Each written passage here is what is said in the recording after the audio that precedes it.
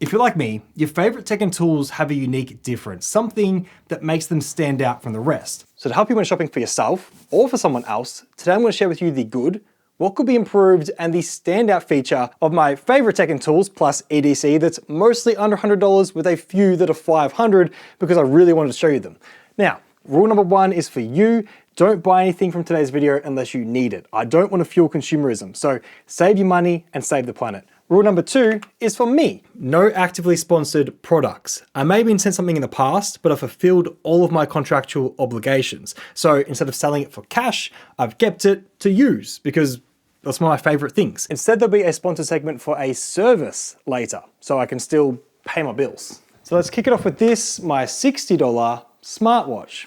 Technically, it is a fitness tracker, but it has some smart features. Most importantly, a 21-day battery life. Now, I get at least a week with constant heart rate and blood oxygen levels on, and it does depend on how often you're tracking activities.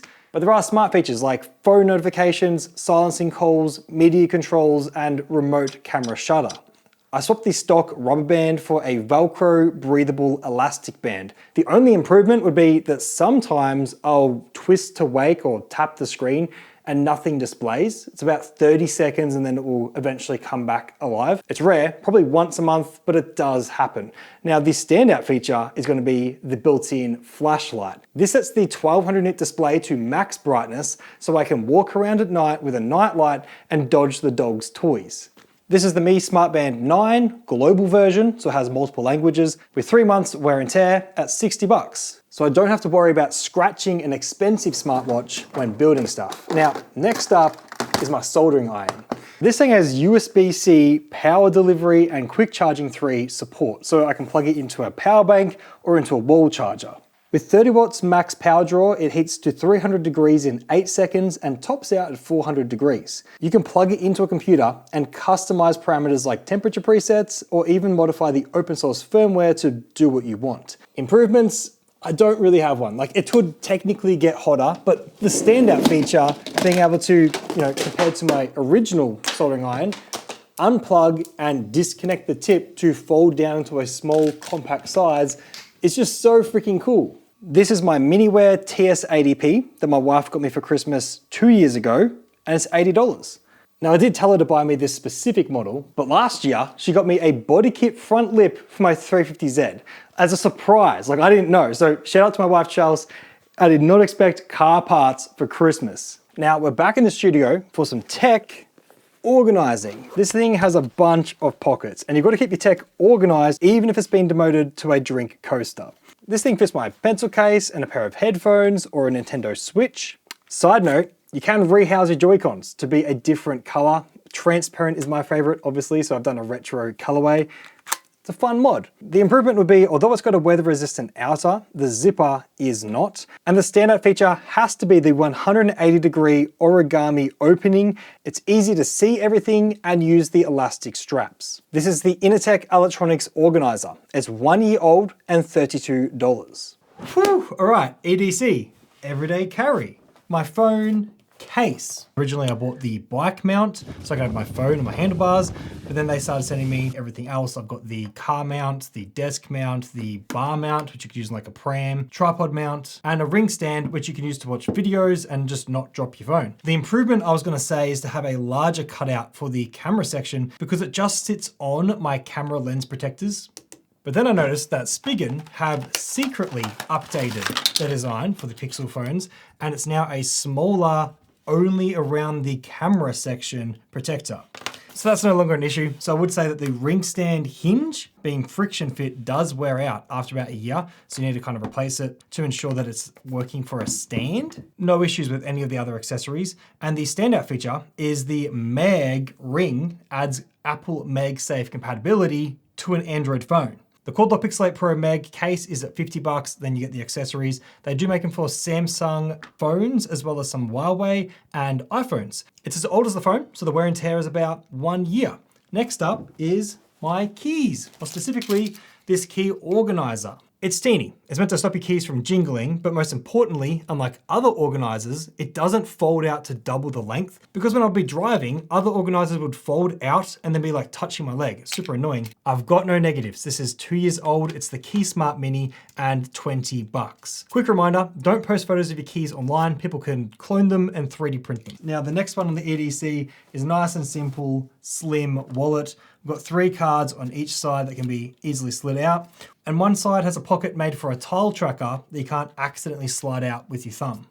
For improvements, I kind of solved myself. See, the inside pocket is hard to get a receipt into at least quickly. So I've chucked a rubber band on. I can then just strap anything to the outside of this, quickly go, get home, unstrap it, take a photo, whatever I need to do. Plus, I now have a rubber band with me on the go. I also bought this from KeySmart after I found their mini key organizer. This is my 2-year-old Urban Union Slim wallet, and it's 30 bucks. My desk setup is going to be a video in itself, so subscribe to see that one, but this piece of tech really helps me throughout the day. This is a timer that uses standard AAAs. You can dim the screen, you can change the beep loudness. It also has magnets, so I have one in the gym setup. I don't have any improvements, but being able to quickly turn the outside to set a countdown timer is essential. I get lost on task when I'm at my desk, so this helps me stay on task. And a long press will switch it into stopwatch mode, so you can count upwards. But yeah, this is one of my favorite pieces of tech. There's no specific brand, and it's about 20 bucks online. Bro, this backpack, it's absolutely elite. It's got handles and straps galore. You got like water bottle pocket, doubles as a tripod pocket, side handle, top handle, luggage strap. The back foam is ribbed, so you don't sweat as much, and there's a gap for your spine. It is super comfortable to wear. And the only improvement I would say is that there's a pocket on the inside here that's a little bit hard to like reach and get into unless you fold back the top. But its standout feature, because it's a camera bag, is side pockets. Bro, look at the access to this thing. So it comes with like little tech organizers, more pockets. The inside can be removed and it's all Velcro. So the intention is that you shape unique dividers so that your camera lenses and camera gear wouldn't get damaged, but it also doubles for tech gear. And you just create your own little pass-through compartments. I love it. This is my low pro Freeline 350 AW. I found one available on Amazon for $270, 5 years old, and it still looks freaking new. But in general, don't sleep on camera bags. They've got the really cool divider systems, just like this tech sling. So this one has weather resistant zipper and material. It's X-Pack, which is also recycled. Most important to me, a padded strap, so it's not cutting into your neck, and a really cool magnet release. You can take the strap off. There is a handle in the back to make it like a tech organizer that you could sit on your desk. The only improvement for this bag is directly in line with its standout feature, and that's the zip. See, coming around, you have to go around these like corners on the side. So unzipping is fine, but when you're trying to pull the zipper closed, sometimes it kind of gets caught there and you gotta like pull a little bit harder. So if you kind of like know that you're pulling towards yourself, across yourself, and then away from yourself, it's fine. It's just like a muscle memory. But that opens up the lid to magnets. Look at this. Bruh, magnets. And now I've just got full access, man. There are elastic pockets, magnetic pockets, zipper pockets with dividers, and even a fleece lined pocket so it doesn't scratch an iPad mini or a phone slotted into that back one. Most importantly, it fits my Supernote tablet with the pen on the side, my point and shoot camera, which is like perfect for me to pull this out, take photos on holidays of that pocket. Awesome. My Alpaca Vertex pouch is only 1 month old, coming in at $164. They also make little pouches. Mine is currently holding my tool trifecta, which if we go into my Makerspace, you'll often see these side by side. We're gonna start with the flashlight, which I know it's a torch, big whoop, but if you twist the tip, you can change the focus of the beam, which I find incredibly helpful to get a lot of light into small areas.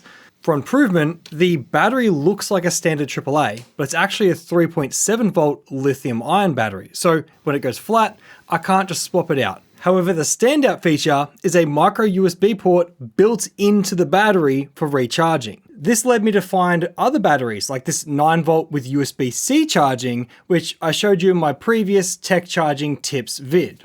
Either way, the torch is called the LED Lensa P2R Core. It's 2 years old and 60 bucks. The next tool is something that I wish I had when I was building my desk, and that's these pocket-sized quick grips, which allow for one-handed operation between the 10 adjustment positions up to a 21mm grip. The tips are extra thin, making them perfect for tight spaces.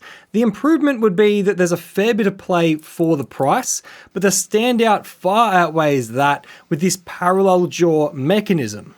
Normally it would hinge at a pivot point and scratch up bolts, but these grip tight in a parallel movement. These are my Knipex ply wrench extra small. They do make larger models, and it's 4 months old. Retail is $100, but they dropped to around $60 on Amazon. I scored them for $38.24. And then we have this knife that has a 3-sided Phillips head, which works, a flathead screwdriver, great for prying, a hole to attach to a rope, and a bottle opener if you drink. The improvement would be that sometimes the blade retracts because my thumb rolls to the side and presses the retract button. It's a me problem. The standout is that if you hold down that release button, the razor blade can slide out. I often use the blade by itself to slide under 3D print supports or to split plywood. This is the Outdoor Edge Sidewinder. It's 2 years old and was $30. And I actually discovered it in my YouTube mate Scott's top tools vid that he did, where he also recommended a deburring tool. Now this has been a complete game changer for cleaning up holes and curved parts of 3D prints. Mine's from Bucko called the Pen Reamer, almost 2 years old and around $20. Now, something I'm trying to process is that you can get a great 3D printer cheaper than the price of my headphones. Now we'll get to the headphones in a moment, but this printer has auto bed leveling, it shakes itself to calibrate for resonance, nozzle pressure sensor to adjust flow rate, and a one-clip quick release nozzle swap. As for improvements, well, that is less than half the price than what I paid for this Anchormake M5 about 2 years ago, and this is worse than that. I know the technology is advancing, but now I'm trying to sell 2 of these. Actually, I would say, although bed slingers are cheaper to make, you do need to keep space behind and in front of the build plate for it to move on the y-axis. The standout feature, beyond having every feature you could want, would have to be the AMS light that's next to it. This allows you to use multiple colors in the same print, switch from one filament that's running out to another one, or have 4 of my favorite filaments loaded up so I can just pick which one I want to use on my computer. This is the Bambu Lab A1. I've been using it for the past 3 months, and you can pick it up for around $500 on sale. You can expect to pay a couple $100 more to get the combo with the AMS light if you need it. But thanks to today's sponsor, you don't need to buy a 3D printer. You can pay to have someone else do it for you. Just head to PCBWay.com, upload your file, select the material, color, and quality, and get an instant quote for it being manufactured and shipped to you. On top of custom PCBs, they also do CNC machining and other advanced manufacturing methods. Big thank you to PCBWay for sponsoring today's video. Now this one's been a complete game changer for me. I did not expect to love them as much as I do, but it's audio glasses. Speakers are built into the sides of these glasses and they project sound down into ears. If you've used a VR headset, it's the same principle. However, these are great for riding. So when I'm out riding my bike, I can hear everything around me. The only improvement or downside would be because they have these thicker arms for better sound quality, deeper bass, they don't fit in my full face helmet down the side. The standout feature is that the lenses are replaceable with different tint levels or with prescription lenses. These are the Bose Frame Tempos. After 2 years of use, I paid $500, but they're currently discontinued, unfortunately. So you pick them up on clearance or just look at many other audio glasses if you want music whilst outdoors with awareness. I love it. Little bonus pair of glasses here. Check out this feature. Yeah, see this? It's got literal sports mode. Hooks behind your ears, they won't fall off. Like you literally can't make these fall off. I wear these whenever I'm near the water because I hate losing glasses. But yeah, drop a comment if you have a pair of glasses that have something like this. These specifically are the Red Bull Spect. I picked them up on clearance for $80. I know they're technically not tech, but those hooks, dude, like come on, how cool is that? Headphones, fold flat, that's an essential. Physical volume buttons, essential. If you're wearing gloves, you don't have to have capacitive touch. And of course, good noise cancellation. Now, as far as improvements, the multi-device connection between say my phone and a computer doesn't work well if I come out of range from the computer. It's like it's trying to fight to still talk, but not be the main device. So thankfully they've updated the app to disable it. I was gonna say no EQ, but they also updated the firmware to add EQ, so that's good. And then a safety feature, which is to allow sirens and loud noises to break through the noise cancellation, can be annoying because if I'm whippersnipping outdoors doing my lawns, if the trimmer blade hits the fence and makes a high-pitched ding, this lets it through extra loud. I get it's a safety feature because it thinks it's a siren, but it's obviously a noise I don't want to break my noise cancellation. And sometimes I get stuck in a boot loop. Like I turn them on, they make the on sound twice, and then they just won't pair properly. So I have to turn them off and on again, and it's fine. But the standout feature, and the reason I've gone with these over Sony's, which have a better codec or any other flagship headphones, is angled ear cups. This means the tip of my ear isn't being pressed against my head getting hot. Comfort for me is #1 over a high-res codec, especially if I'm on a flight wearing these for like 10, 12 hours straight. These are the Bose QC45s with 3 years of wear and tear. I know they're white, how are they so clean? I did replace the ear cups this year as I wear them every day and wore out the existing pair. I paid $500, but you can get them for under $4 because there are newer models. They did release the QC Ultras, which I was stoked about because it has that higher resolution codec, but then they got rid of the physical buttons for volume. You have to use capacitive touch. So now you can't use certain gloves, which sucks. Anyway, this I get a lot of questions about. This is my digital notepad.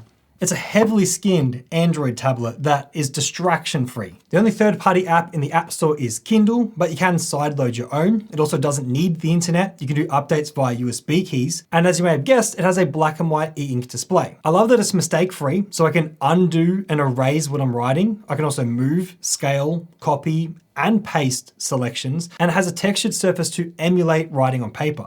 But I just wish sometimes I could type with my fingers a bit faster than I can. The pen is flawless though. And for some reason, I feel like the gesture strip on the side isn't as responsive as the previous model. It still works, but I catch myself having to do it a second time sometimes. I'm literally editing this video and they released an update saying optimize the reliability of the sidebar gestures. What are the chances? Standout features though are phenomenal. This thing has a micro SD card for expansion, but also removable battery and motherboard. They include a screwdriver in the kit. That also means that if you break your screen, you can transplant the non-broken parts into another housing. Like how many manufacturers are including a screwdriver to encourage you to pull apart the piece of tech, especially using standard Phillips head bolts. This is the Supernote Nomad with 9 months of use. They've just launched an Australian store starting at $529 for the white model, and it goes up from there depending on the combo that you get. You don't have to buy their pen, which is $100. You could buy a digital EMR pen from somewhere else, such as Lamy with their All-Star. I used that for the first couple of years with the previous model, the A6X2.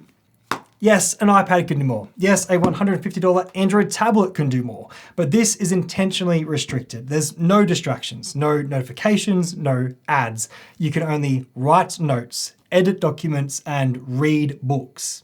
That's it, and I love it. Double check Amazon prices with the 3 camels, as well as the other websites that I mentioned in my tech buying guide tips vid on screen. If there's something you've seen in a past video that I didn't talk about today, let me know in the comments below so I can do it in a future video. And make sure you subscribe to see the desk setup breakdown. Thank you for watching. Bye.